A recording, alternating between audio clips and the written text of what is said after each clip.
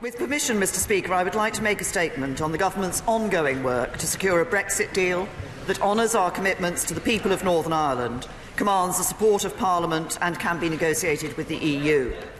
On the 29th of January, this House gave me a clear mandate and sent an unequivocal message to the European Union. Last week I took that message to Brussels.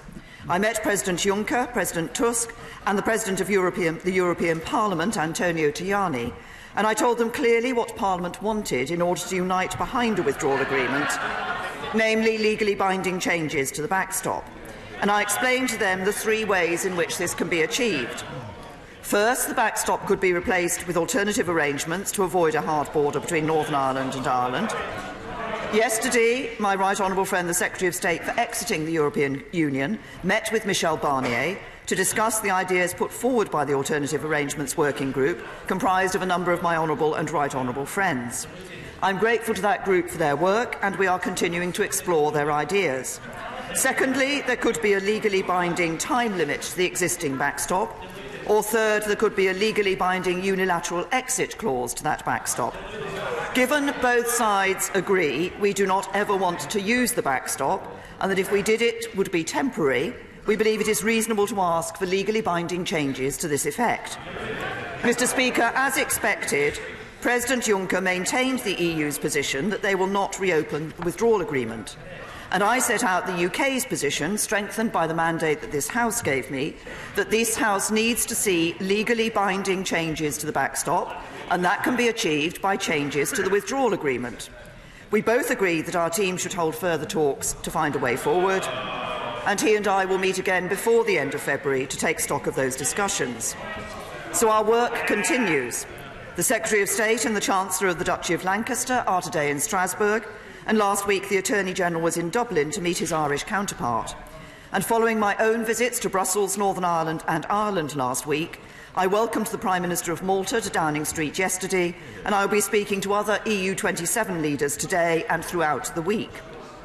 The Right Honourable Gentleman, the Leader of the Opposition, shares the concerns of this House on the backstop.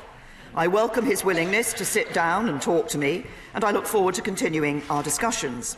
Indeed, government ministers will be meeting with members of his team tomorrow. I think there are a number of areas where the whole House should be able to come together.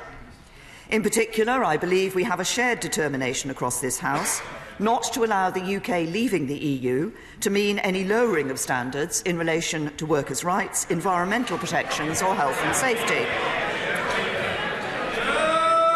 I have met trade unions and with members from across the House, and my Right Honourable friend, the Business Secretary, is leading work to ensure that we fully address all concerns about these vital issues.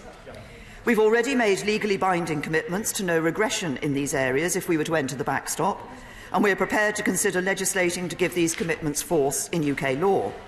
And in the interests of building support across the House, we're also prepared to commit to asking Parliament whether it wishes to follow suit whenever the EU changes its standards in these areas.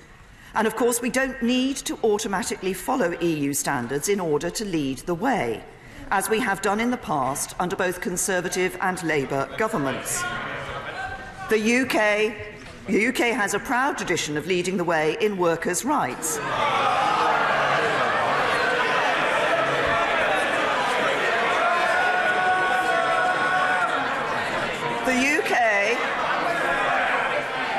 The UK has a proud tradition of leading the way in workers' rights, whilst maintaining a flexible labour market that has helped deliver an employment rate almost 6 percentage points above the EU average.